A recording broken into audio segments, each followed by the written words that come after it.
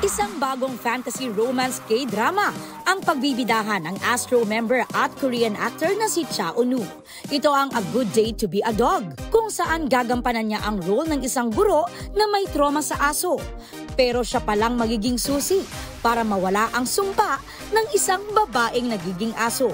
Kaabang-abang ang backstory na dahilan ng kanyang takot sa mga aso. Teaser posters are up.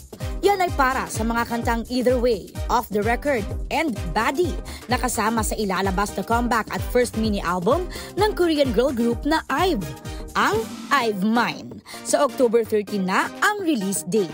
Pero inaabangan muna ang kick-off ng first ever world tour na Show What I Have ng girl group sa October 7 and 8. In question ang 4-year married life ng Hollywood couple na sina Sophie Turner at Joe Jonas matapos lumabas sa ilang reports na maghihiwalay na sila.